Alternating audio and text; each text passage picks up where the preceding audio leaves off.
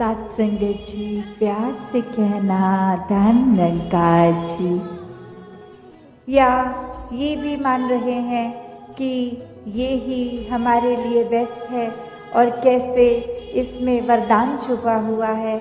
तो एक ये नज़रिया भक्तों ने हमेशा से जो जिया कि आध्यात्मिक पहलू अपना हर किसी ने जहाँ एक बहुत ही उस नज़रिए का बनाना है कि जीवन में ये शरीर मिला है, ये मटीरियलिस्टिक वस्तुएं मिली हैं, घर बार रिश्तेदारी बहुत कुछ मिला है, तो क्या इसी में पूरा समय रहकर इस परमात्मा के लिए समय नहीं निकालना, या फिर एक चुनाव अपना है कि इस परमात्मा के प्यार के रंग में ऐसे रंगे जाएं कि कोई दुनियावी रंग फिर छू नहीं सकता। ये पक्के का रंग, ये एक हर समय रहने वाला रंग, और इस रंग को जिसने भी अपने ऊपर लगाया वो हमेशा के लिए आनंदित हो गए। एक जीवन हर समय के लिए झूम झूम के जिया गया। और वो फिर बात कि भक्तों के जीवन में भी विपरीत परिस्थितियां आईं तो भी उन्होंने कभी इस परमात्मा से विश्वास नहीं तोड़ा। तो बात वही कि परमात्मा के प्यार में जो रंग जाते हैं वो खुद ब खुद बदल जाते हैं। एक सामाजिक रूप से चाहे रहन सहन वैसा ही रहेगा जैसे ये परमात्मा के प्यार से पहले का था, वो एक शक्ल आकार सब सेम रहेगा, सिर्फ और सिर्फ जो बदला जाएगा वो मन के भाव बदलते हैं। तो ऐसा ही बदलाव हर किसी के जीवन में मुबारक बदलाव होता है कि ये एक संसार में जितने भी अलग अलग प्रकार के चाहे इंसानों के साथ मुलाकात होनी, और वो एक अलग अलग कल्चर बैकग्राउंड, दिखने में अलग, खान पान अलग, सब तरह से वो एक डाइवर्सिटी रूप, और कैसे वो होने के बावजूद भी सब परमात्मा के साथ जो एकत्व के बंधन में हैं, तो हर एक को एक दूसरे में परमात्मा ही नज़र आता है।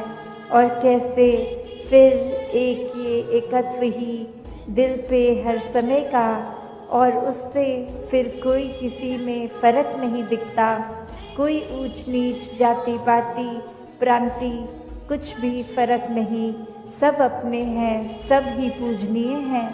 तो कैसे ये परमात्मा का वास तो पूरी सृष्टि के कण कण में है, और वहीं जो हर किसी में भी, और यही परमात्मा को देखना ब्रह्म ज्ञान है कि इस परमात्मा को जब हर समय के लिए ये दिखाई देगा कि हर जगह ही मौजूद है, तो फिर एक जहाँ अपनी भी चेतनता जाग उठेगी। एक जो सच्ची दात है, जो भक्तों ने युगों युगों से समझाई है कि दुनियावी एक दौलत तो आज है कल नहीं, इसने बदल जाना है, एक माया का रूप बदल जाना है, घर परिवार सोसाइटी सब बदल जाएगा, पर सिर्फ और सिर्फ एक चीज़ जो अपनी जगह में कायम दायम शुरू से थी, अभी भी है, और ये संसार खत्म होने पे भी रह जाएगी, तो वो बस ये परमात्मा, ये निराकार है। तो इस निराकार को पहचान के जीवन में जहाँ फिर वो समझ भी आ जाती है कि जो कुछ इस निराकार ने दिया है उसका सदुपयोग ही करना है, किसी के नुकसान का कारण अपने आप को या किसी वस्तु को नहीं बनाना, मन में भाव हर किसी के लिए एक शुद्ध विचार रखते हुए हर किसी के लिए फिर वो मन से एक दुआ अरदास कि ये जहाँ किसी के दिन घर में जीवन में एक स्वास्थ्य रूप किसी भी तरह का एक नुकसान हो रहा है, तो वो भी एक भक्तों का दिल तो इस तरह पिघलता है, किसी को देखकर ठीक नहीं है तो उनसे ज़्यादा उनका दर्द भक्त समझते हैं। तो कैसे ऐसे वाले जीवन को मुबारकबाद जीवन कहा जाता है। ये एक परोपकारी जीवन होता है। अपने लिए सेल्फ सेंटर्ड होके, सेल्फिश होके, ये अपने ऊपर केंद्रित नहीं, पूरे संसार की भलाई के लिए भक्त अपना जीवन लगा देते हैं।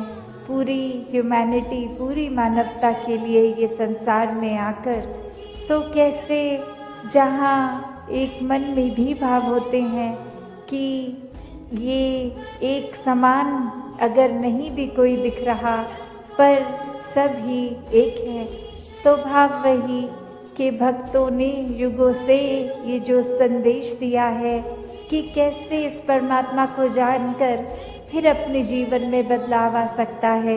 ये जीवन बहुत ही सहज जिया जा सकता है। ये मन एक स्थिर करके हर समय रखा जा सकता है। इस स्थिर के एक हर समय की शिक्षा है।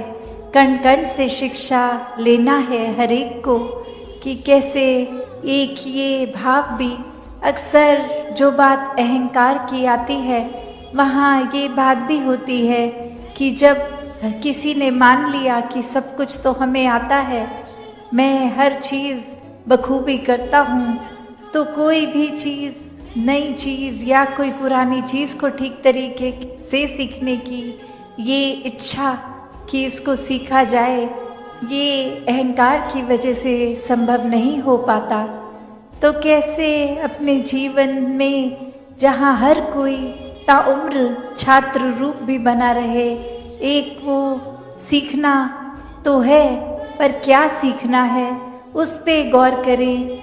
क्योंकि पूरा दिन अगर हम देखें तो ये आँखें भी, ये कान भी, ये ज़बान भी, ये बुद्धि से भी हर तरह की ये जो हमें इनपुट्स मिल रहे हैं, तो क्या हर एक चीज़ सीख लेना समझदारी है?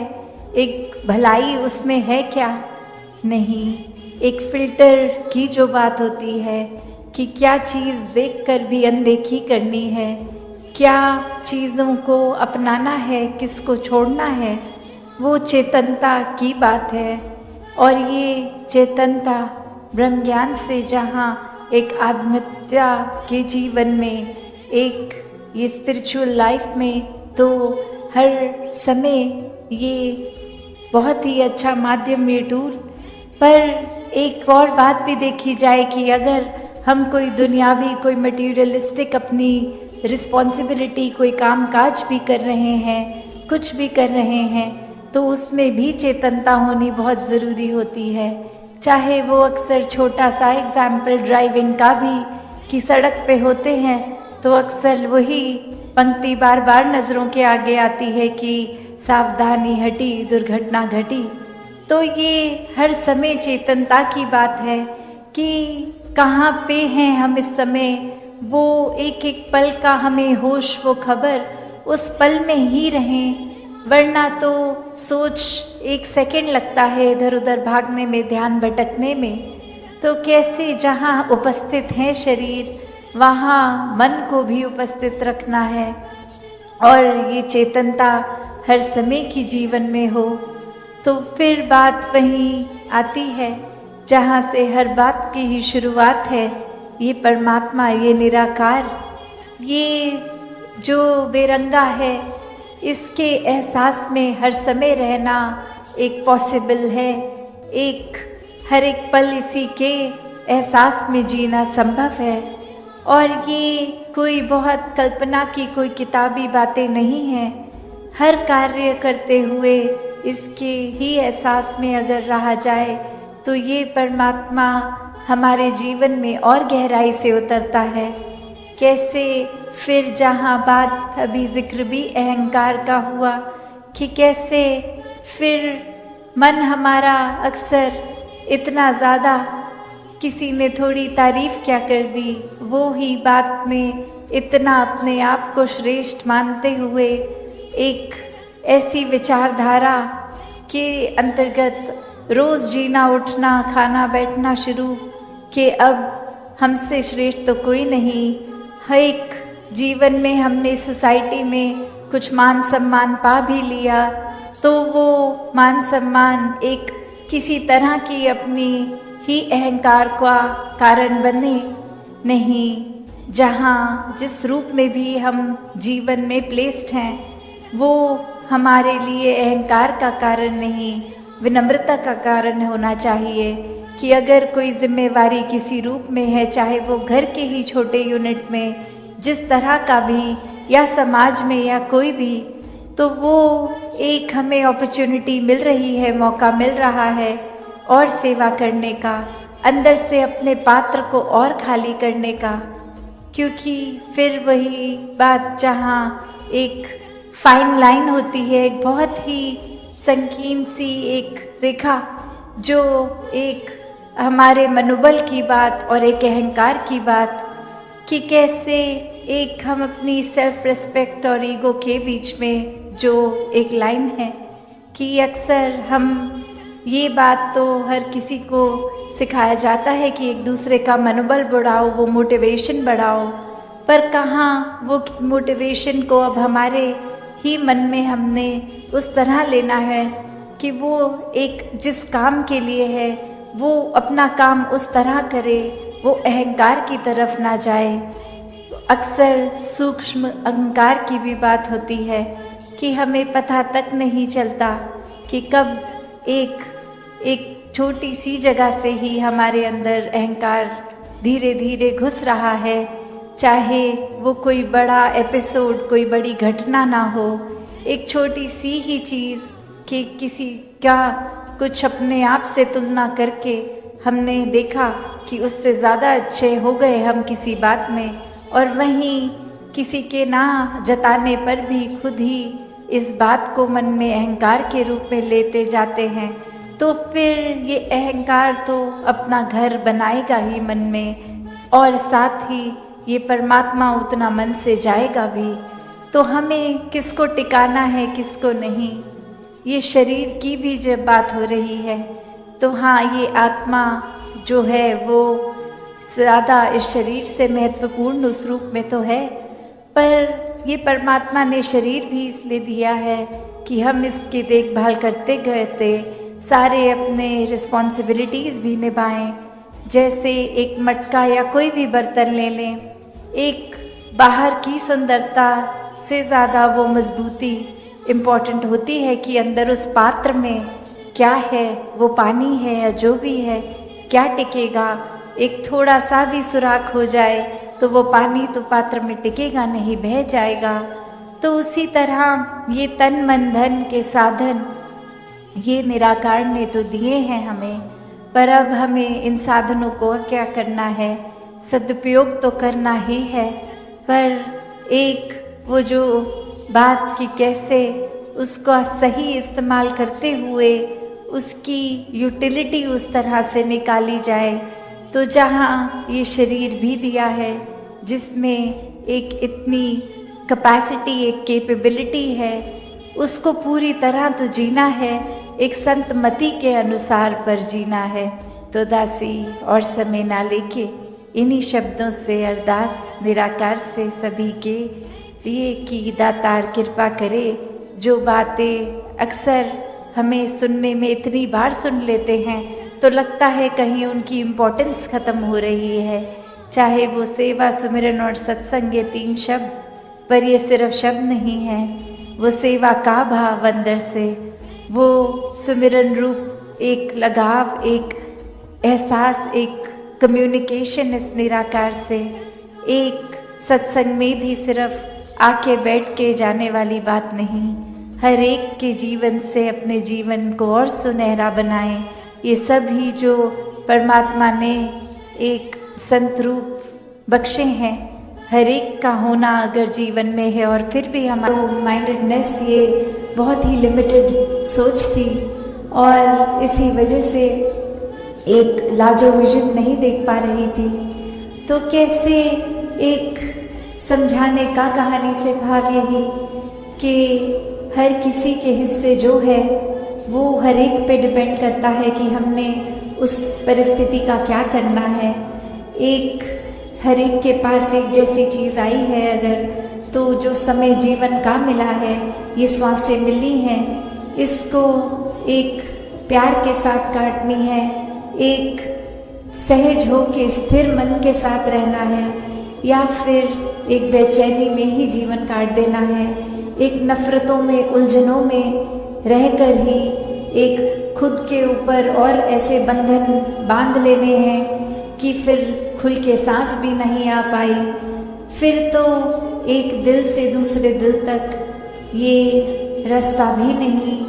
एक खुद को दीवारों में इतना बांध लिया कि हर कोई फिर ऐसा दिखता है कि ये इंसान से प्यार नहीं हो सकता, इस इंसान के प्रति हम कुछ ऐसा महसूस नहीं कर सकते, ये इंसान तो सिर्फ एक कमियों का भरा हुआ है। तो बात वही जो हमेशा ने से संतों ने समझाई कि कमियां अगर देखनी ही हैं तो खुद में देखो, खुद को संवारो, और फिर ये नज़रिया ऐसा बन जाएगा कि हर कोई ही बहुत ही प्यारा अपना खुद का एक रिफ्लेक्शन ही नज़र आएगा।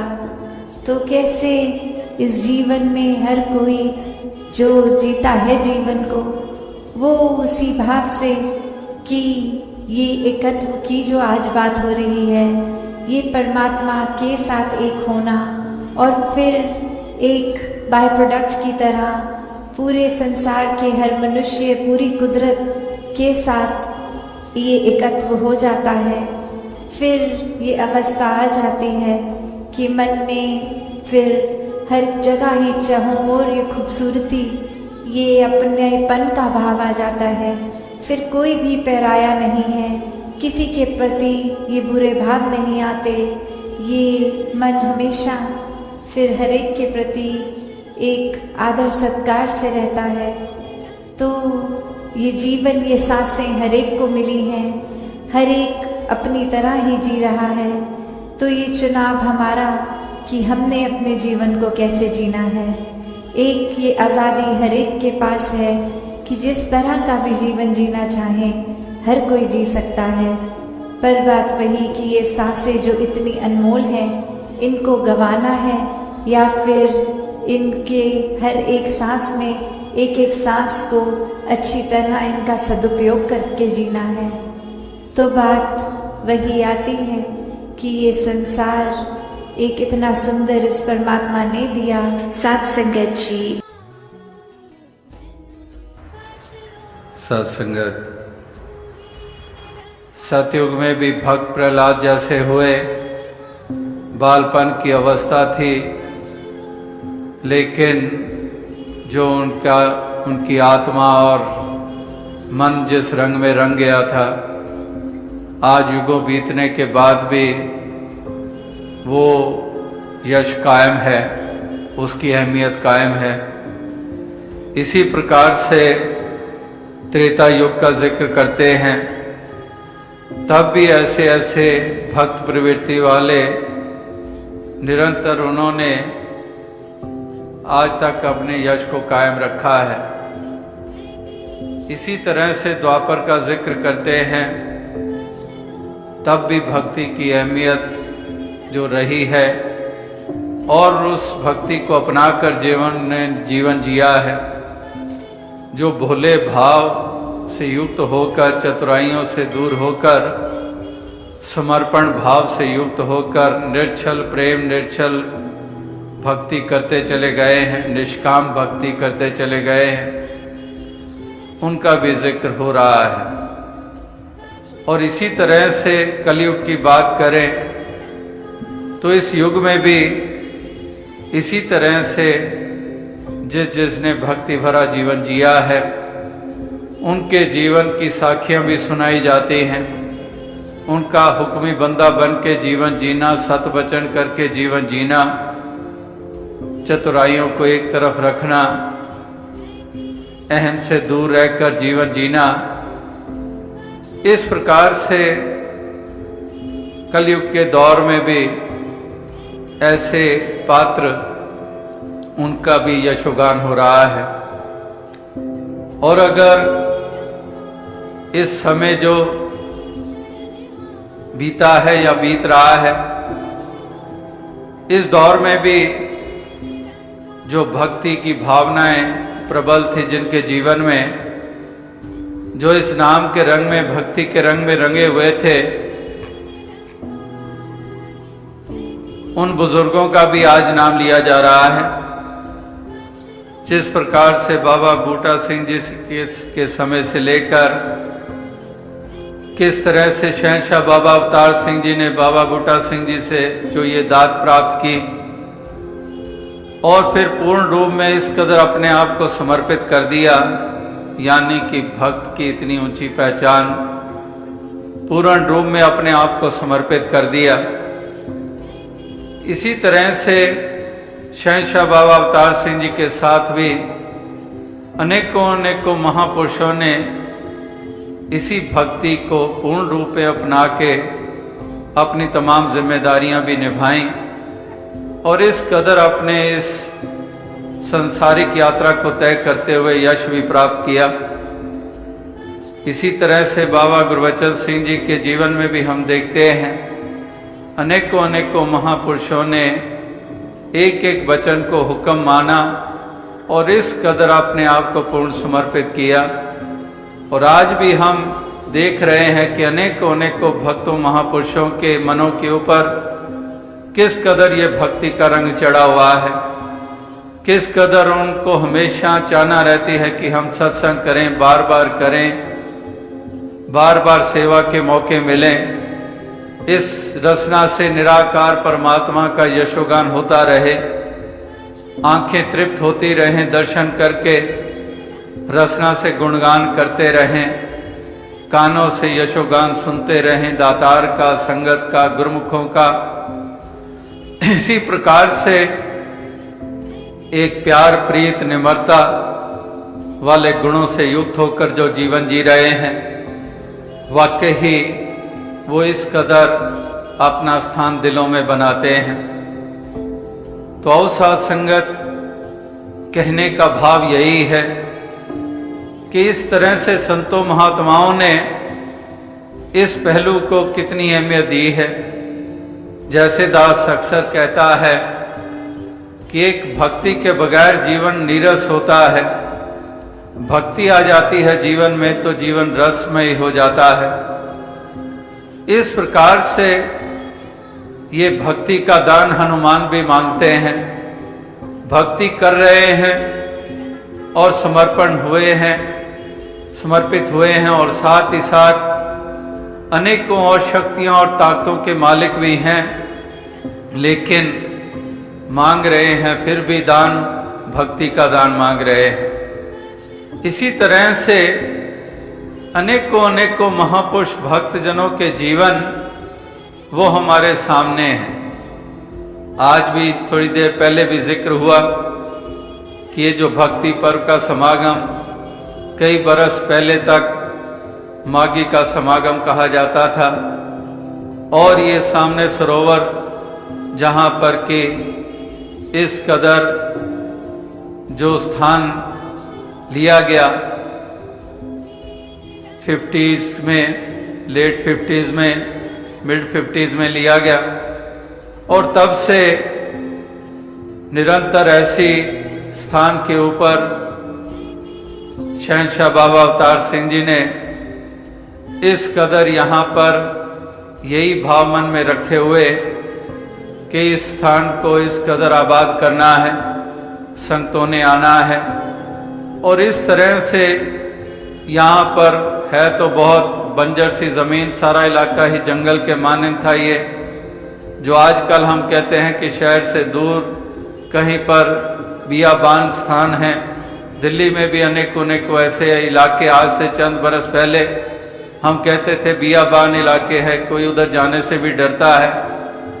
इसी प्रकार से ये स्थान भी ऐसा ही था, लेकिन इसी स्थान के ऊपर जो समय कुछ बीता चला गया तो शहंशाह बाबा अवतार सिंह जी ने भाई साहब संतोख सिंह जी के सामने अपना ध्यान रखा और किस प्रकार से उन्होंने यहाँ पर फिर अपना डेरा लगा लिया। इस तरह से यहाँ पर हर साल फ्लड्स आते थे, जब तक ये आउटर रिंग रोड जो आपके पास से गुजर रही है, ये आउटर रिंग रोड के लिए जब तक मट्टी यहाँ नहीं पड़ी थी ऊंचाई पे, उससे पहले तक कोई भी बरस ऐसा नहीं था जब तक ये सारा एरिया फ्लडेड नहीं होता था। तो इस तरह से सालों साल ऐसे स्थान के ऊपर उन्होंने इस तरह से एक गुरु का इशारा समझते हुए यहाँ पर बसेरा कर लिया और फिर सरोवर का निर्माण हुआ, संतों की सेवाएं समर्पित हुई। और इसी तरह से कहने का भाव क्या है कि इस तरह से एक भक्तों की देन को ध्यान में रखते हुए किस कदर भक्तों का नाम भी गुरु ने रोशन किया। और सदैव सदैव महापुरुष संत ऐसी एक देन देने वाले अनेकों अनेकों स्थानों पे, हिंदुस्तान के इलाकों में अलग अलग स्थानों पर और इसी तरह से अन्य स्थानों के ऊपर भी ऐसी अवस्था रखने वालों ने कितने कितने उपकार किए हैं, कितनों कितनों के लिए वो प्रेरणा का कारण बने हैं, कितनों कितनों के लिए वो उन्होंने एक मार्ग प्रदर्शक वो बने हैं। और इस तरह से उनकी देन को भी आज याद किया जा रहा है। जिन्होंने भक्ति भरा जीवन जिया उनकी याद ताज़ा की जा रही है और साथ ही साथ प्रेरणा ली जा रही है कि हम भी इसी तरह से भक्ति भरा जीवन हम जीते चले जाएं। तो आओ साथ संगत, कहने का तात्पर्य यही है कि एक भक्ति का ताल्लुक भाव के साथ है, एक कोई दिमागों और अकल सियानपों के से कोई ताल्लुक नहीं है। ठीक है, समझ दी है और समझ का इस्तेमाल भी करना है, लेकिन एक भाव, क्योंकि दिमाग का विषय विचार है और दिल का विषय भाव है और एक हृदय को ही प्रधानता दी गई है। भक्ति में दिमागों की नहीं, एक दिल की प्रधानता है, भाव की प्रधानता है। साधु भूखा भाव का, धन का भूखा ना है। इस प्रकार से भाव का हम जिक्र सुनते हैं कि ये हृदय की भावनाएं हैं। हृदय में वो जो एक तरंगे उठती हैं, वो सब इस सत्य के ऊपर आधारित, इस पारब्रह्म परमात्मा निराकार दातार के एहसास के ऊपर आधारित, इसी प्रकार से मानवता के ऊपर आधारित एक प्रेम, करुणा, विनम्रता इत्यादि ऐसे भावों से युक्त होकर जीवन जीते हैं। तो ये भक्ति भी इसमें भाव की प्रधानता हुआ करती है। तो इसलिए हृदय में हमारे भाव ऐसे बने ताकि हमारी एक भक्ति और प्रबल होती चली जाए। इस तरह से एक भावनाएं जो हैं वो महापुरुषों संतों ने निरंतर ये सबके सामने रखी हैं कि इस तरह से एक हमारी भावनाएं, इसी के ऊपर ही सब कुछ निर्भर किया करता है। एक जिसको हम भक्त कहते हैं, तो भक्त की पहचान कोई लिबास नहीं है कि किसी ने ये फलां रंग के कपड़े पहन लिए, वस्त्र पहन लिए तो ये भक्त हो गया है। इसने बालों को इस ढंग से सजा लिया है तो ये भक्त हो गया है। इसने बालों को, सर को मुंडवा लिया है तो ये भक्त हो गया है। इस प्रकार से एक अनेकों अनेकों ऐसे साधनों को भक्त होने की पहचान ये माना जाता रहा है और आज भी माना जा रहा है। लेकिन महापुरुष संत जन वो इस तरह से ये बात साथ साथ समझाते आए हैं कि भक्त की पहचान कोई ये शारीरिक बनावट नहीं है, ये एक हृदय के भाव हैं, ये एक सोच है और उसी के अंतर्गत वो सुंदर व्यवहार है, वो सुंदर चाल है, वो एक किसी को भक्त का दर्जा दिलवाती है और उसको सत्कार प्राप्त होता है। इस तरह से महापुरुष संत एक भक्ति भावना से युक्त होकर ही भक्त होने का प्रमाण देते आए हैं। जिस तरह से संत महात्मा भक्तजन वो निरंतर यही एक बात सबके सामने रखते आए हैं। जैसे कि अभी भी जिक्र हो रहा था कि नहाए धोए क्या हुआ जो मन मैल ना जाए, मीन सदा जल में रहे तो धोए बास ना जाए। जिस प्रकार से महापुरुष संत जन कहते हैं कि पेख दिखाए जगत को लोगन को बस कीन, इस प्रकार से लोग पचारा करे दिन रात। इस तरह से महापुरुष संत जनों के वचन हम निरंतर सुनते हैं कि मन मुंडिया नहीं केस मुंडाए काहे, जो किछ किया सो मन किया मुंडा मूंड अजाए। इस प्रकार से महापुरुष संत जन वो निरंतर यही एक भाव वो सबके सामने इसीलिए रखते आए हैं कि इंसान इस बात को समझें और वो जाने कि भक्ति कहते किसे हैं और भक्त की पहचान क्या होती है। इस तरह से ये वचन सुन सुन के भी इंसान इसकी तरफ गौर नहीं करता है। एक बिन वेखे दे उस्तद करना अंबर नु हथ लाना है। इस प्रकार से बगैर देखे की भक्ति नहीं, एक इसको जानकर इसकी भक्ति, इसकी उस्तति, इसको जानना पहला कदम ये बताया गया है कि वाकई ही पहले इस प्रभु परमात्मा ईश्वर, इस निराकार दातार का बोध हासिल करना है। ये बोध हासिल करके ही फिर वो यात्रा आरंभ होती है जिसको हम कहते हैं कि भक्ति के अंतर्गत की हुई यात्रा। तो पहले ये जानना जरूरी है। जैसे किसी बच्चे से हम प्यार करते हैं, हम कहें कि हम बच्चे से प्यार करते हैं। अब बच्चे से प्यार करते हैं तो बच्चा पहले पैदा हुआ है, मां की ममता, किस बच्चे के लिए ममता, वो बच्चा जो पैदा हो चुका है। अब जो बच्चा अभी पैदा ही नहीं हुआ है तो वो ममता वाली बात जो हम कहते हैं, तो बच्चा जिसके पैदा हो जाता है और फिर वही बच्चा गोद में खेल रहा है, तो फिर हम जानते हैं कि सहज में किस कदर वो ममता।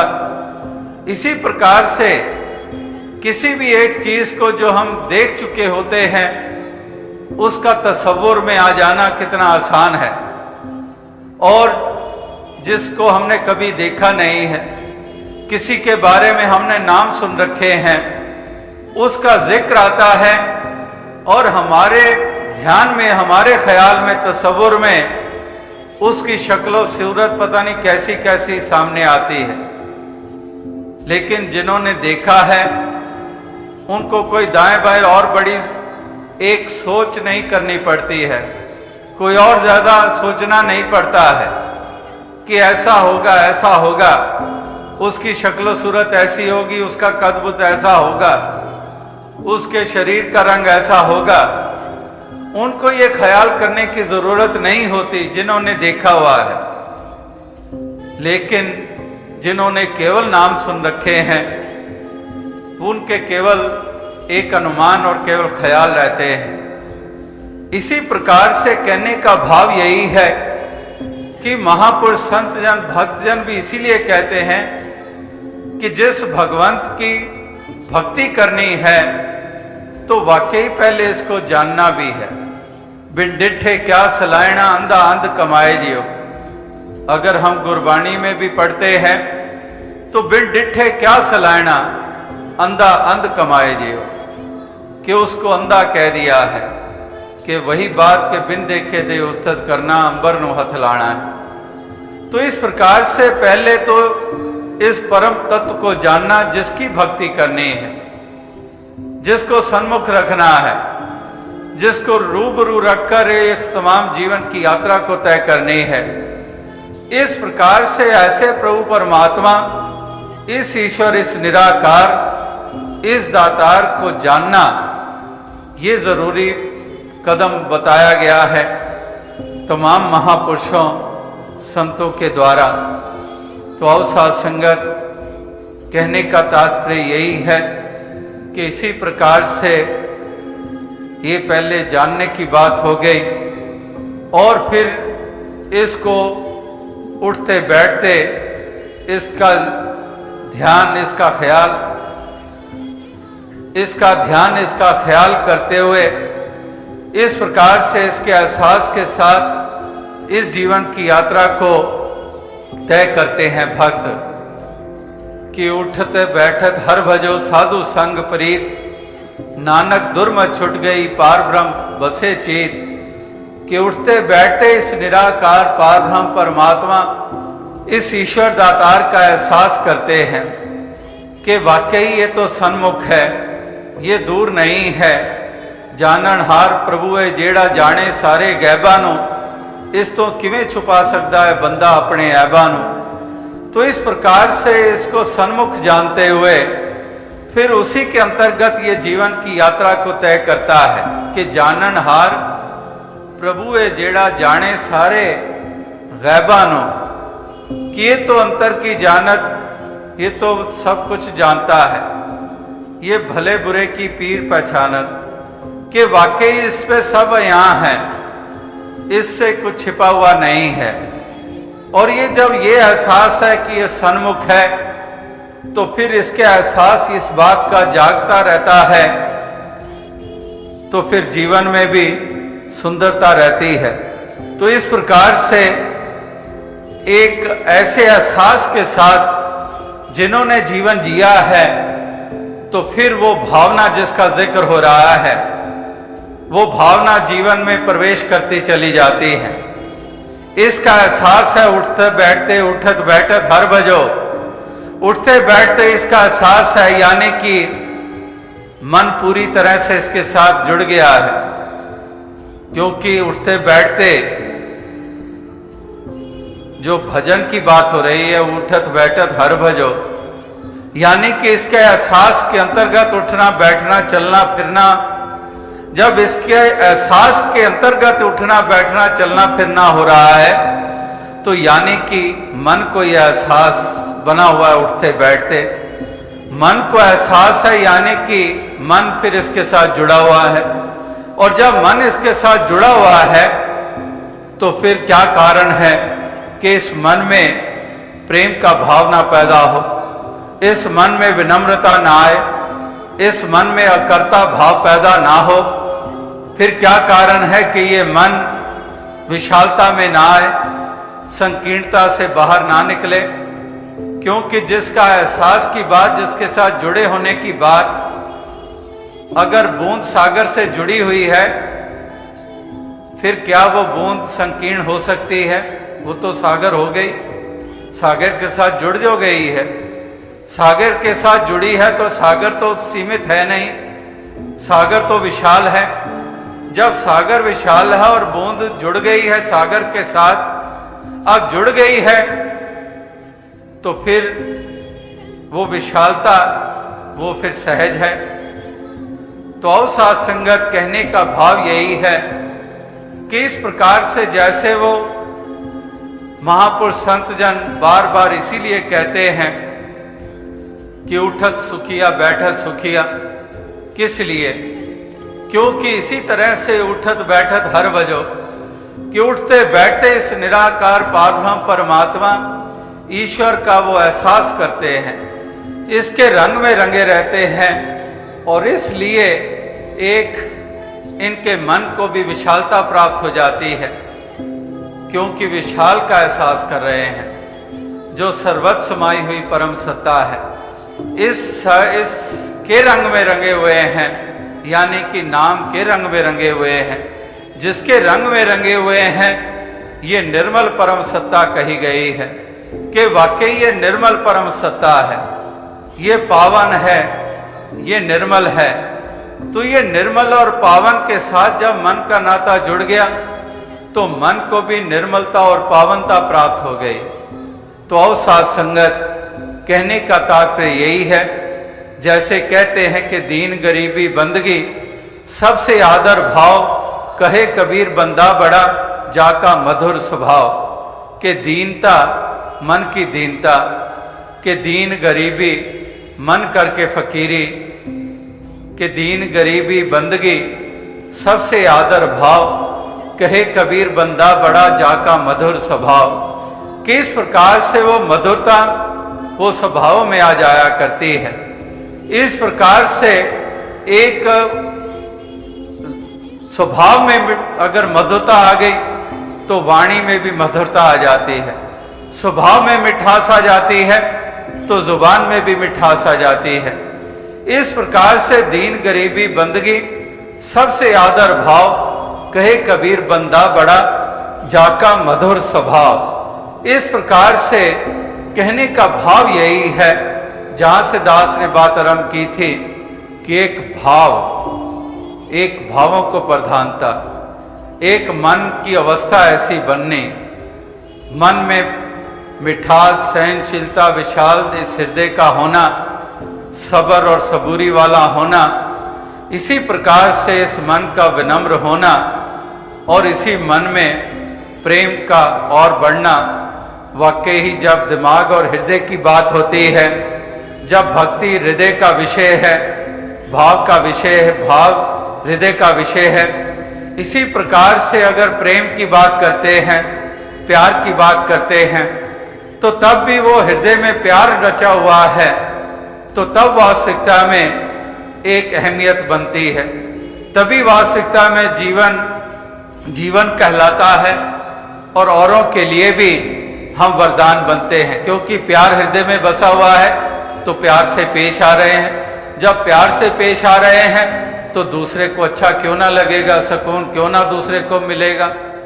तो इसलिए हृदय में ये प्रेम का बसना, और अगर केवल दलीलें और चतुराइयां और चालाकियां, विचार इन्हीं तक ही सीमित रहते हैं, जैसे वो भी एक कहावत मशहूर है कि किस प्रकार से कि एक प्यार का स्थापन होता है, जब जैसे एक आवर ग्लास होती है, एक आवर ग्लास जैसे रेत सी भरी होती है, बीच में से बिल्कुल नैरो होते है, ऊपर भी खुला फनल की तरह, और एक नीचे वाला भी स्थान जैसे डमरू की भी शेप होती है।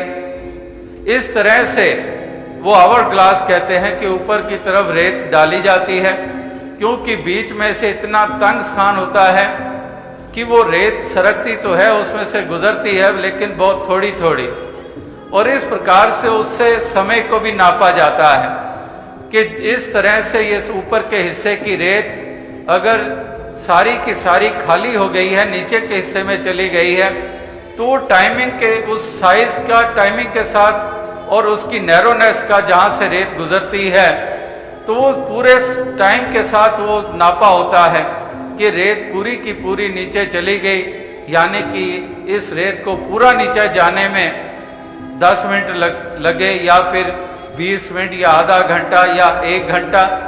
तो वो आवर ग्लास, तो उसको देखकर कहने वालों ने कहा कि इस प्रकार से जब तक एक the brain doesn't get empty and fills the heart, till then you do not know devotion. कि इस प्रकार से एक जब तक वो दिमाग, यानी कि दिमाग के साथ जुड़ी हुई चतुराइयां और चालाकियां, दलीलें, क्योंकि दलीलें तो हर कोई सहारा दलीलों का लेता है, और दलीलें जीतने वाले जीत भी लेते हैं, चाहे झूठे भी हों, लेकिन महापुरुष संत जन जब भाव को विशेषता देते हैं तो फिर वो दलीलें नहीं जीतने की तरफ ध्यान देते, वो दिल जीतने की तरफ ध्यान देते हैं कि दिलों को जीतना है, दिलों में स्थान बनाना है। और इस प्रकार से दूसरों को, दिलों को तब जीतेंगे जब अपने दिलों में भी वो प्रेम का भाव होगा, इस मन में भी ये मालिक प्रभु परमात्मा को बसाया होगा। अगर ये वचनों को चीख गाठड़ी बांधा, अगर इन वचनों को भी इतनी मजबूती से अपने हृदय में बसा लिया जाएगा, और इस प्रकार से एक ऐसी एक यात्रा को वो तय करता चला जाता है जिसके कारण आप भी यश प्राप्त करता है और औरों के लिए भी वो कल्याण का और उद्धार का वो कारण वो बन जाया करता है। इस प्रकार से कितने कितने एक पहचाने हैं जो गुण हैं जो एक भक्त के माने जाते हैं, जिसका दास ने अभी जिक्र किया है। किस प्रकार से इस प्रभु परमात्मा निराकार दातार को भक्त हमेशा करण करावन हार मानकर चलता है कि वाकई ही दातार तू करता है जगत का, तू सबका आधार। और इसी बात के ऊपर अकीदा और विश्वास अपना परिपक्व और कायम रखता है कि वाकई तू ही करण करावन हार है। इसलिए कहते हैं कि तुलसी भरोसे राम के, निर्भय होके सोए, अनहोनी होनी नहीं, होनी हो सो होए। कि वाकई ही तुलसी भरोसे राम के, निर्भय होके सोए, कि इस प्रभु परमात्मा ईश्वर निराकार के हवाले अपना सब कुछ कर देता है। ये मानकर ही चलता है कि वाकई ही ये मेरा, मुझ में कुछ नहीं, जो कुछ है सो तेरा, तेरा तुझको सौंपते क्या लागे है मेरा। इस प्रकार से ये सब कुछ इसको समर्पित करके ये इस जीवन के सफर को तय करते हैं। वही बात के तुलसी भरोसे राम के, निर्भय होके सोए, कि वाकई उनके मन में वो भाव नहीं होता है। ये भय से ऊपर उठकर जिस प्रकार से भक्ति निसैनी मुक्ति की संत चढ़े उठ धाए, नीचे चिंता बागनी गिरे झपट कर खाए। किस प्रकार से वही बात चिंता की बात कर लें या भय की जिक्र कर लें, तो ये निर्भय होके सोए। और इधर कहा है कि नीचे चिंता बागनी गिरे झपट कर खाए। निसैनी कहते हैं सीढ़ी को कि भक्ति निसैनी मुक्ति की संत चढ़े उठ ढाए, लेकिन अगर वहां सीढ़ी से गिर गए तो नीचे चिंता बागनी गिरे झपट कर खाए। इस प्रकार से कहने का भाव यही है कि भक्त के हृदय की ऐसी मजबूती होती है कि वाकई अकीदा और विश्वास इस परमात्मा ईश्वर निराकार में निरंतर परिपक्व रखता है। इससे कभी भी अपना मुख मोड़ता नहीं है, इससे कभी अपनी एक विश्वास डुलायमान नहीं होने देता है। हमेशा वो परिपक्वता एक विश्वास के रूप में इनके मन में वो बनी रहती है, और इसलिए वो किसी तरह से इस मन को कमजोर नहीं होने देते हैं, ना ही किसी के एक भ्रम में आ जाते हैं, ना किसी भुलेखे में आ जाते हैं, ना किसी वहम में आ जाते हैं। इस प्रकार से भ्रमों से निजात पा ली होती है और भ्रमों से ऊपर उठकर ये आगे बढ़ते चले जाते हैं। जैसे कहते हैं कि इस तरह से ये संसार विकार संशय में और तरियो ब्रह्म ज्ञानी, एक भ्रम जिसको कहते हैं, संशय जिसको हम कहते हैं, शंकाएं जिनको हम कहते हैं, ये संसार विकार संशय में तरियो ब्रह्म ज्ञानी के वाकई ही ब्रह्म ज्ञानी का पार उतारा हुआ करता है, क्योंकि ये संशय से ऊपर उठ जाता है। आत्मा के संशय मिटे, सच को जान लिया, आत्मा का कल्याण हो गया। और मन में भी जो शंकाएं और संशय और भ्रम और भ्रांतियां हैं वो भी आने नहीं देते इस मन में, क्योंकि इस निराकार दातार को कर्ता मानकर चलते हैं। और इस प्रकार से इसको कर्ता मानकर इसी को जीवन में विशेषता और प्रधानता वो देते चले जाते हैं, और अकीदा विश्वास उसको परिपक्व रखते हैं, उसको कायम रखते हैं, और उसके ऊपर ही एक ऐसी मजबूत इमारत इस जीवन के रूप में बनती है जो अनेकों अनेकों औरों को भी आश्रय देने वाली बन जाती है। ऐसा वो जीवन का म्यार वो बन जाया करता है। तो आओ साथ संगत, जैसे हजरत ईसा मसीह जी ने भी कहा कि किस कदर एक बीज ऐसे होते हैं जो गिरते हैं एक बंजर जमीन के ऊपर, एक प्रकार के बीज गिरते हैं ऐसे प्रकार की जमीन के ऊपर जो एक पथरीली जमीन है, चट्टानों वाली जमीन है। इसी प्रकार से एक बीज ऐसे होते हैं जो किसी कांटेदार झाड़ियों के बीच में गिर जाते हैं। तो इस प्रकार से एक जरखेज जमीन पे गिर जाते हैं। तो ये जो चार प्रकार के जमीनें, उनमें बीज गिरे एक प्रकार के, लेकिन उसका पनपना उनका बढ़ना और उनका एक उसमें से दाने देने, उसमें बड़ा अंतर आ जाया करता है कि किस प्रकार से एक पथरीली ज़मीन है, तो पथरीली ज़मीन है तो वहाँ पर अगर थोड़ी देर कुछ उगा भी है तो पौधा, लेकिन नीचे पत्थर चट्टान है तो उसकी जड़ें कहाँ जाएंगी, वो वहीं पर ख़त्म हो जाता है। इसी प्रकार से एक कांटेदार झाड़ियों में एक बीज गिरे तो वो कांटेदार झाड़ियों में गिरे जो बीज, तो इस तरह से वो भी पनप नहीं पाते हैं। इस तरह से उनको सूरज की किरणें भी नहीं मिलती है, वहाँ तक कितनी झाड़ियाँ, कांटेदार झाड़ियाँ। तो इसी तरह से एक ज़मीन के ऊपर गिरे जो बीज, उनको पंछी उड़ा कर ले जाते हैं। इसी तरह से एक जो जरखेज ज़मीन में गिरते हैं, वो रच जाते हैं बीज जो ज़मीन के अंदर, तो वाकई वही फिर पनपते हैं, बढ़ते हैं और उससे सिले प्राप्त होते हैं।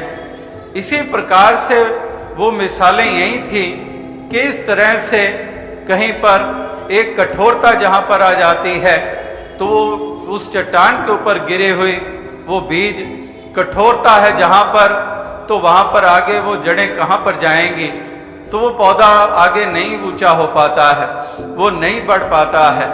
और इसी तरह से कांटेदार घनी झाड़ियों में गिरा है तो उसमें भी कहीं पर कोई, जिसको दुनियावी रूप में हम नुकसान कहते हैं या किसी के द्वारा कोई की हुई निंदा, बखीली इत्यादि है, उसका असर ग्रहण हो गया तो उसका भी आगे बढ़ना मुश्किल हो गया। इसी प्रकार से एक जो जरखेज ज़मीन के ऊपर गिरी और वो रच गई वो बीज जो ज़मीन के अंदर, तो वाकई ही उन्हीं का ही इस तरह से एक पौधा बनना और उसके आगे उससे फल प्राप्त होने, तो इस तरह से उसको मुकम्मलता प्राप्त होती है। तो और साथ संगत कहने का भाव यही है कि जो एक पंछी उड़ा कर ले गए ज़मीन के ऊपर पड़े हुए बीज को, यानी कि वही बात कि केवल इस कान से सुना और दूसरे कान से निकाल दिया, कोई नाता मन का जुड़ा नहीं, मन रूपी धरती में वो बीज को स्थान दिया नहीं, तो इस तरह से वो पंछी उड़ा कर ले गए। और इस तरह से कहने का तात्पर्य क्या है, इस निराकार दातार के साथ ये मन का नाता जुड़ा रहे, इसको हृदय में बसाए रखें और इसी के परिणाम स्वरूप हृदय की विशालता बनी रहे, मन को निर्मलता प्राप्त हो, मन में मधुरता स्थापित हो और इसी प्रकार से एक विनम्र हो ये मन, सब्र और सबूरी वाला हो, एक विश्वासी और अकीदे वाला ये मन हो। इसी प्रकार से अकर्ता भाव इस मन में हो और इस तरह से इतने इतने गुणों के मालिक बनकर इस जीवन के सफर को तय करते चले जाएं सभी। इस प्रकार से भक्त हमेशा अपने इस म्यार को इस कदर ऊंचा करते हैं कि अपने आप को मिटाते चले जाते हैं, अपने आप को दासों के दास बनाते चले जाते हैं। जैसे पीछे भी दास ने जिक्र किया इन चंद रोज पहले भी कि किस तरह से भक्त एक निंदा बखीली में भी अपनी वाणी नहीं लगाते हैं। और इस प्रकार से एक वही बात कबीर जी वाली अवस्था बन जाए कि कुछ लेना ना देना, मगन रहना, कि वाकई अपनी भक्ति में मगन रहना, कि वाकई अपनी भक्ति करते चले जाते हैं। और अगर एक कोई इस तरह से, जैसे थोड़ी देर पहले किसी बच्चे की भी मिसाल दी गई कि इस तरह से छोटे से बच्चे कह रहे हैं, एहसास करवा रहे हैं कि निंदा बखीली नहीं करनी है, और आप तो निंदा बखीली में अपनी वाणी को लगाए हुए हो। आप भक्त हो, आप महापुरुष हो, संत हो, तो आपने अपनी वाणी को एक उस्तति के बजाय आपने निंदा में लगाया हुआ है। तो इस तरह से बच्चे भी है एक ऐसा एहसास करवा रहे हैं। तो इस तरह से बाबा गुरबचन सिंह जी भी अक्सर वो मिसाल और ये बात कहा करते थे कि अगर इस तरह से कोई निंदा बखीली करने के लिए आता है तो आप इस कदर अपना ध्यान किसी और तरफ लगा लो, या फिर कोई बहाना बनाकर वहां से एक उठ जाओ। इस तरह से अपने मन को, उसका तो मन खराब हुआ ही है, तुम्हारे मन को भी वो खराब करेगा, तुम्हारे भी अकीदे विश्वास को डुलायमान करेगा। और इस तरह से वही बात कि अपने आप को इस कदर संभाल लो कि वही बात कि जिस तरह से वो एक ऐसी एक जो वाणी किसी की लगी हुई है इस कार्यों में, तो अपने मन को किस कदर उसके असर से एक बचाए रखना और इस कदर एक अपने आप को, एक अपने अकीदे विश्वास को कायम रखना और अपने ध्यान को कायम रखना, अपने उस विश्वास को कायम रखना और इस कदर वो महापुरुषों भक्तों का के प्रति सत्कार का भाव कायम रखना। ये भी एक पहलू जो है वो बताया जाता है, बार बार सत्संग में हम सुनते भी हैं कि इस कदर एक निंदा में लगी हुई वाणी वो वाकई ही एक उस बात को कहने वाला भी, हालांकि अनेकों ऐसे देखे गए हैं जो इस कदर किसी को छोड़ेंगे नहीं, किसी को बख्शेंगे नहीं और फिर भी कहेंगे कि मैं तो कुछ बोलता ही नहीं हूं, मेरी तो मुख में जुबान ही नहीं है। किस कदर ऐसा भाव अपने बारे में बनाए होता है और किसी को छोड़ता भी नहीं है। इस तरह से अनेकों की ये रुचियां होती हैं। पीछे भी दास ने ये बात कही, अंग्रेजी में एक कहावत है, one who gossips to you will gossip about you, कि कोई तुम्हारे पास आकर किसी की बात करता है तो भूल जाओ कि औरों की बात तुम्हारे पास करता है, पता नहीं कितनों के पास तुम्हारी बात जाके करता है। So one who gossips to you will gossip about you. तो इस प्रकार से महापुरुष भक्तजन सजग रहते हैं, भक्तजन सुचेत रहते हैं और इस प्रकार से वही बात कि अब मेरा कुछ लेना देना नहीं है इन बातों में, मुझे अपनी भक्ति करने दो, मेरे मन में खटास पैदा ना करो। वो और होंगे जो सुनते होंगे वो तो चले गए, जैसे वो भी ध्यान में आ गई बात, उन्हीं दिनों की बात है। इसी तरह से एक स्थान पर रुके तो वो वही इलाका था, कुछ एक झांसी का इलाका मध्य प्रदेश में पड़ता है, वहां पेट्रोल पंप पे रुके तो वहां पर भी इसी तरह से जैसे पहले किसी ने बात कही तो एक और आ गया, वो ये कहने लग पड़ा कि एक दतिया का रहने वाला था, कहने लगा झांसी गले की फांसी, दतिया गले का हार और ललितपुर ना छोड़िए जहां पर मिले उधार। तो आगे से वो ललितपुर था, वो जहां पेट्रोल पंप पे रुके थे, तो आगे से वो कहने लगा, दुकानदार वो कहने लगा चलो बाकी जो आप कह रहे हो कि एक झांसी गले की फांसी और दतिया गले का हार, लेकिन वो तो कब के कूच कर गए जो देते थे उधार, अब मत उम्मीद करो यहाँ ललितपुर में आपको कोई उधार देगा। तो कहने का भाव यही है कि यही समझे कि वो तो कूच कर गए, जो सुनते सुनाते थे, जो कहते कहलाते थे। अब तो हमने अपने रचना भी यश में लगानी है और अपने कानों का ध्यान भी उस तरफ देना है जिस तरफ गुणगान हो महापुरुषों का, जिस तरफ गुणगान हो इस निराकार परमात्मा का। तो अब साथ संगत दास और अधिक शब्दों का सहारा ना लेता हुआ इन्हीं शब्दों से आपसे इजाजत चाहेगा, इस अरदास के साथ कि दातार ऐसी कृपा करे कि सभी को ऐसी शक्ति सामर्थ्य दे, यानी कि भक्ति करने की शक्ति दे, भक्ति का रंग, नाम का रंग ये चढ़ा रहे। जिस प्रकार से बुल्ले शाह जी भी कहते थे, मेरी रग रग यार दा नाम जपे, तस्वीर में हलावा किस वेले। इसी प्रकार से मैनू दर्शन पाण दी वेल नहीं, मैं हज नू जावा किस वेले। तो आओ साथ संगत इसी तरह से वही बात के रांझा रांझा कर दी नहीं, आप भी रांझा हुई। इसी प्रकार से ये एक प्रेम, ये हृदय के भाव, ये हमेशा गुरुमुख के बने रहते हैं, ये गुरसिख के बने रहते हैं। और इसी प्रकार से ये अपनी प्रीत को, ये निभाते चले जाते हैं। यही दातार सब पे कृपा करे।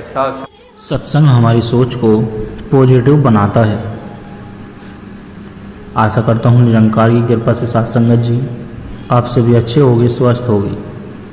सत्संगत जी आप जी के चरणों में बहुत ही सुंदर प्रेरणादायक कहानी विचार। तो चलिए सत्संगत जी जानते हैं इस कहानी के माध्यम से।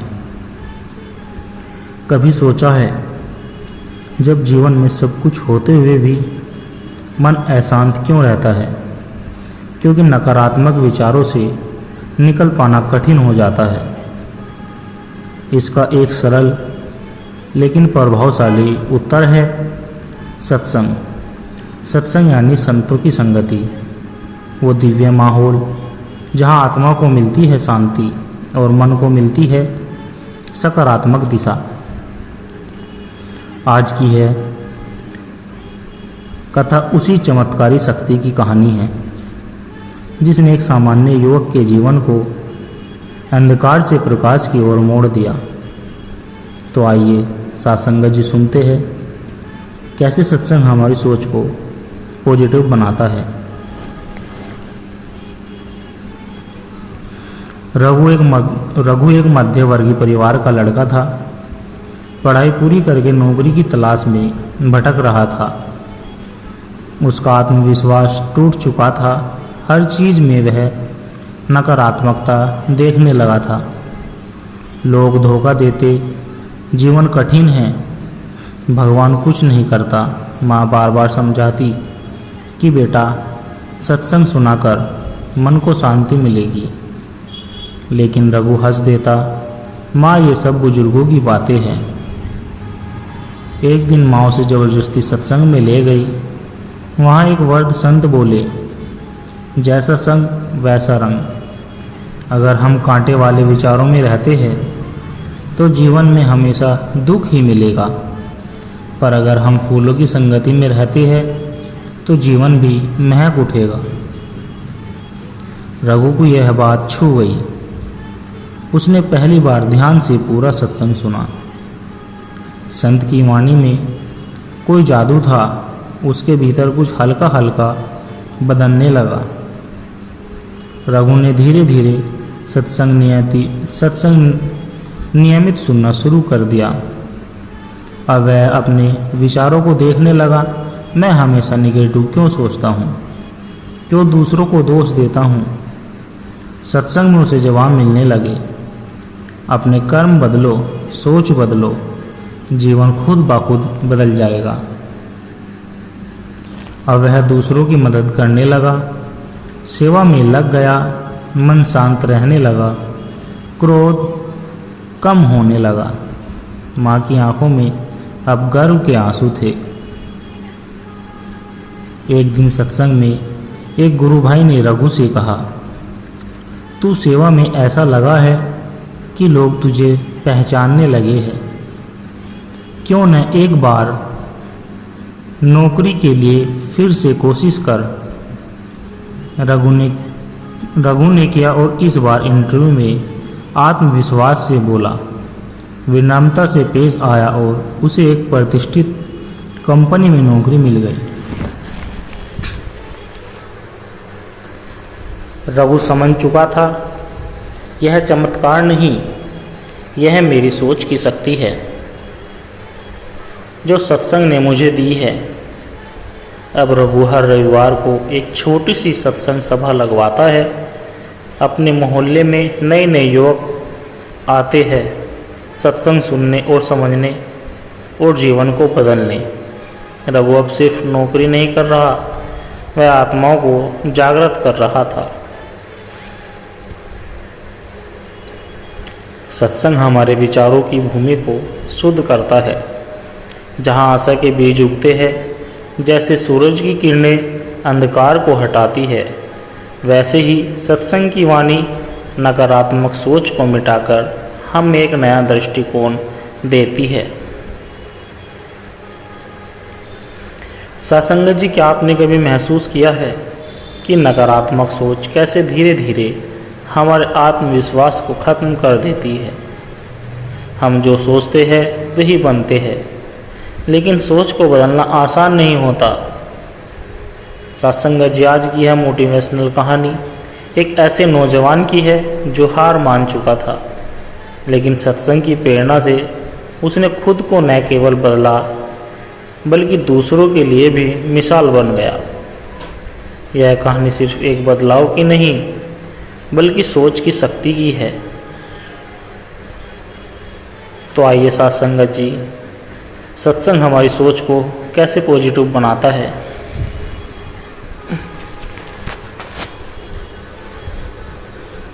मनोज इंजीनियरिंग का छात्र था, लेकिन पढ़ाई में पिछड़ रहा था। असफलताओं ने उसे निराश कर दिया था। एक समय ऐसा आया जब उसने खुद से कहना शुरू कर दिया कि मैं किसी लायक नहीं हूँ, मेरे लिए कुछ अच्छा नहीं हो सकता। वह दोस्तों से कटने लगा, हर बात में शिकायत करने लगा। एक दिन कॉलेज में एक वरिष्ठ छात्र विनय ने कहा, संडे को सत्संग है, चल मेरे साथ चल। मनोज ने हंसते हुए कहा, भाई सत्संग मेरी परेशानी नहीं दूर करेगा। पर विनय ने मुस्कुराकर कहा, कम से कम एक बार सुन तो ले, कुछ नहीं बदलेगा तो तेरी पुरानी सोच वापस ले लेना। मनोज चल पड़ा, बस ऐसे ही। संत ने मंच पर आते ही कहा, तुम वही हो जो तुम सोचते हो। अगर तुम खुद को हार मान चुके समझते हो तो तुम कभी जीत नहीं सकते, लेकिन अगर तुम मान लो कि तुम में असीम शक्ति है तो पूरी दुनिया बदल सकती है। मनोज को यह वाक्य लगा जैसे सीधे उसी के लिए बोला गया हो। उसने पूरी बात ध्यान से सुनी, हार, डर, असफलता और खुद से लड़ने के तरीके, हर बात जैसे उसके जीवन से जुड़ी थी। अब मनोज हर हफ्ते सत्संग जाने लगा। धीरे धीरे उसने लिखना शुरू कर दिया, मैं कमज़ोर नहीं हूँ, मैं हर दिन बेहतर होता जा रहा हूँ। उसने सोशल मीडिया से दूरी बनाई, आलस्य को त्यागा और छोटे छोटे लक्ष्य निर्धारित किए। उसकी सोच अब नहीं हो सकता से मैं कर सकता हूँ में बदल गई। एक साल के भीतर ही उसने कॉलेज में टॉप 10 में जगह बना ली। वहीं मनोज ने खुद को बेकार समझता था, अब मोटिवेशनल स्पीकर बन गया था। अपने सत्संग के विचारों को युवाओं तक पहुंचाना शुरू किया। खुद को मत कोसो, खुद को जानो। अब वह कॉलेज में पॉजिटिव माइंडसेट क्लब चलाता है, जहां हर रविवार सत्संग की प्रेरणा, मोटिवेशनल अभ्यास और आत्मविकास की होती है। सत्संग सिर्फ धार्मिक नहीं होता, वह आत्मिक और मानसिक ऊर्जा का केंद्र होता है। जब हम सही सोच वाले लोगों से जुड़ते हैं तो हमारी सोच भी ऊंचाई पकड़ती है। जीवन में गिरना स्वाभाविक है, लेकिन सत्संग से मिला सकारात्मक दृष्टिकोण हमें बार बार उठाता और सिखाता है। हर आत्मा भटक रही है, कहीं ना कहीं कुछ खोया हुआ सा महसूस कर रही है।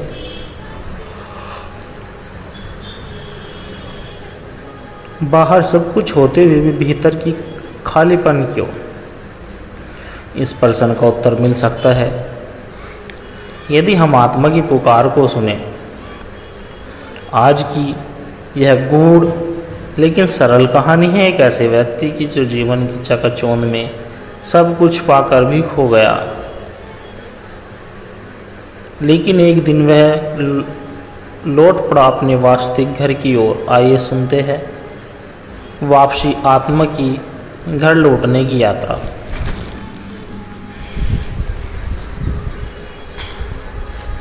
राजेश एक बहुत सफल बिजनेसमैन था। गाड़ियाँ, बंगले, दौलत, जो चाहो सब कुछ उसके पास था। लेकिन एक चीज़ नहीं थी और वह थी शांति। रात को नींद नहीं आती थी।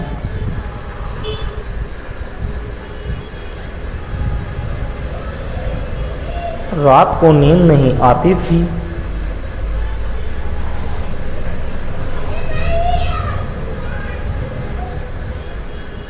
मन बेचैन रहता। छोटी छोटी बातों में चिढ़ मचती। वह खुद से सवाल करता, जब सब कुछ है तो मैं दुखी क्यों हूँ। एक दिन राजेश का बड़ा नुकसान हो गया। सभी धोखा देकर परिवार में तनाव बढ़ गया। वह डिप्रेशन के कारागार पर आ गया। वह अकेला बैठा था एक मंदिर के पास। एक वृद्ध साधु वहाँ से गुजर रहे थे। उन्होंने कहा, बेटा, मनुष्य जितना बाहर दौड़ता है उतना ही भीतर से खाली हो जाता है। आत्मा घर भीतर है, बाहर नहीं।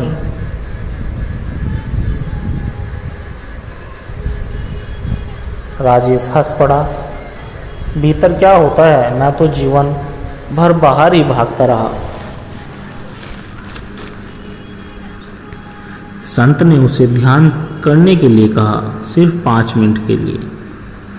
अपनी आंखें बंद कर अपने भीतर उतर कर देखो।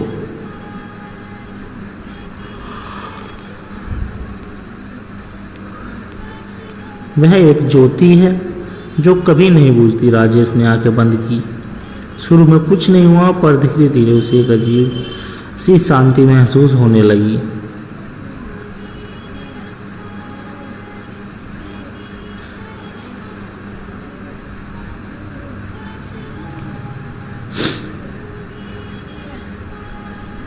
राजेश ने वह संत नहीं छोड़े। रोज ध्यान, सत्संग, साधना करने लगा। धीरे धीरे उसकी नजरें अपने कर्मों की ओर जाने लगी। मैंने अपनों को नज़रअंदाज किया, बस पैसे ही सब कुछ समझा। और वह हर सुबह ध्यान करता, लोगों की मदद करता, अपनी कमाई का एक हिस्सा सेवा में लगाने लगा। एक दिन ध्यान में उसे भीतर से गूंज सुनाई दी, तू वही है जो जन्मों से भटकता आया है, पर अब तू घर लौट रहा है। तेरे लक्ष्य अब धन नहीं, चेतना की जागृति है। वह फूट फूट कर रो पड़ा। अब राजेश पहले जैसा नहीं रहा। उसका चेहरा तेज से दमकने लगा। लोग उसे गुरु समान मानते, लेकिन वह कहता, मैं गुरु नहीं, सिर्फ एक भटका हुआ राही हूं।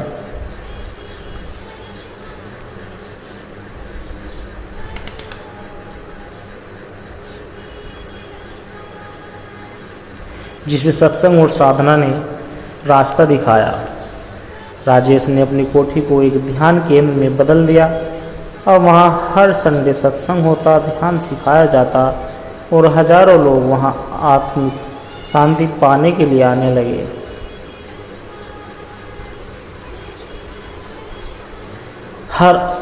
हर आत्मा ईश्वर से आई है और उसी की ओर लौटने की प्यासी है। हम दुनिया के पीछे भागते हैं, पर असली सुख अपने भीतर है। जहाँ तक आत्मा अपने घर न लौटे, तब तक जीवन में पूर्णता नहीं आती। सत्संग, साधना और सेवा यही है उस घर तक पहुँचने की राह।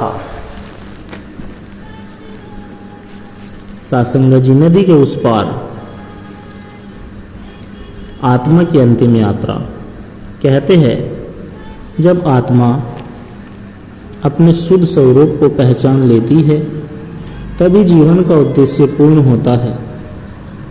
लेकिन क्या सभी को यह ज्ञान सहज मिल जाता है?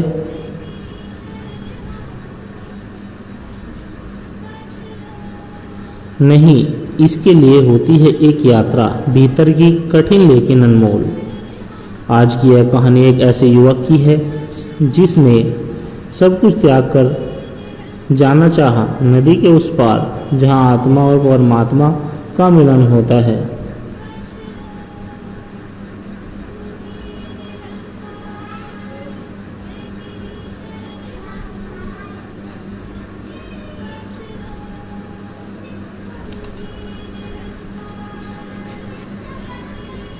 अर्जुन एक प्रतिभाशाली युवक था, ज्ञान में तेज, विचारों में तीव्र, लेकिन आत्मा में अशांत।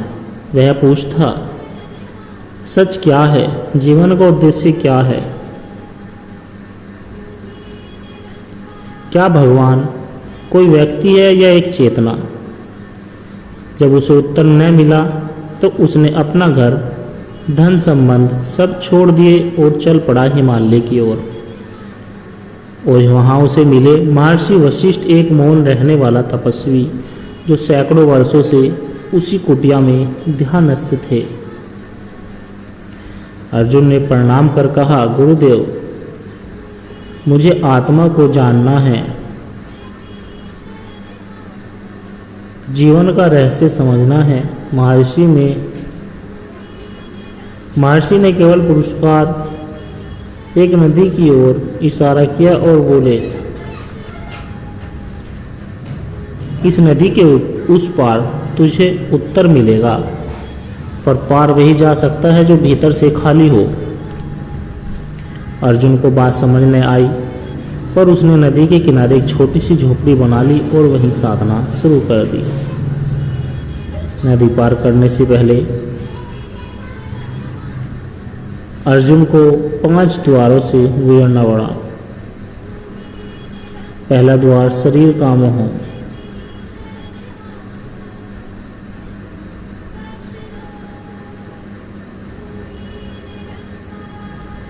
पहला द्वार शरीर का मोह। उसे तेज सर्दी में ठंड लगी, भूख से तड़प उठा, पर एक वाणी आई, तू शरीर नहीं, तू आत्मा है। दूसरा द्वार बुद्धि का घमंड। उसने सोचा, मैं तो ज्ञानी हूँ, मुझे जल्दी सिद्धि मिल जाएगी।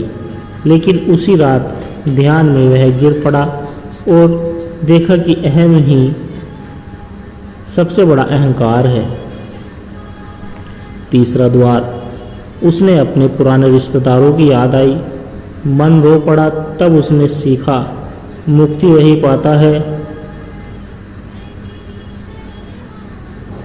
मुक्ति वही पाता है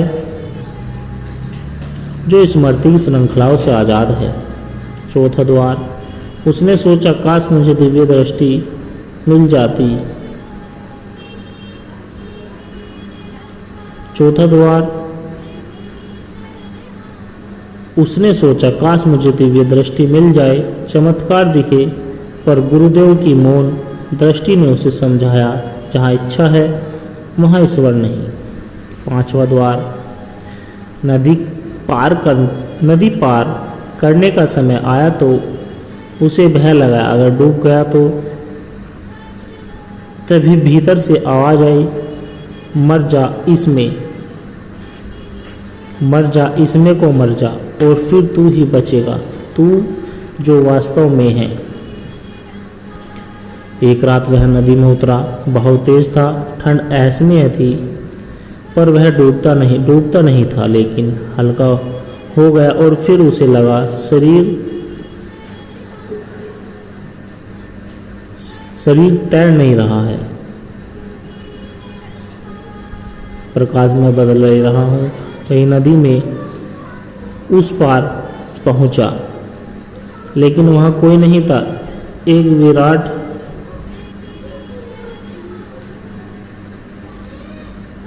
एक विराट मौन जिसमें सब कुछ था, प्रेम, शांति, आनंद। वही उसने पहली बार अनुभव किया, मैं आत्मा हूँ, शुद्ध, शांत और परमात्मा से एक। महर्षि वशिष्ठ मुस्कुराए। अर्जुन अब अर्जुन नहीं था, वह एक जिज्ञासु नहीं, एक ज्ञानी बन चुका था। अब वह अपने जैसे भटके आत्माओं को शिक्षित कर रहा था, पर वह किसी और को उत्तर नहीं देता, बस नदी की ओर इशारा करता और कहता, ठीक जैसे उसी गुरु ने उत्तर दिया था। सासंगत जी, जीवन एक नदी है और आत्मा उस पार जाना चाहती है, पर पार वही जा सकता है जो स्वयं को त्याग दे। शरीर, बुद्धि, स्मृति, इच्छा और भय जो इस पार रहकर खुद को पहचान ले, वह मुक्त हो जाता है। सत्य बाहर नहीं भीतर है। सत्य बाहर नहीं भीतर है और सत्संग, साधना और समर्पण ही उसकी सच्ची राह है। सत्संगत जी, दास के द्वारा कहे गए प्रेरणादायक कहानी विचार यदि आप जी को अच्छे लगे हो तो वीडियो को लाइक करें, कमेंट करें, शेयर करें और कमेंट बॉक्स में धन्य निरंकार जी जरूर लिख दें। और दास को आशीर्वाद देकर हर रोज आप जी के चरणों में ऐसी प्रेरणादायक कहानी विचार लेकर आता रहूं। सत्संगत जी, प्यार से कहना, धन्य निरंकार जी।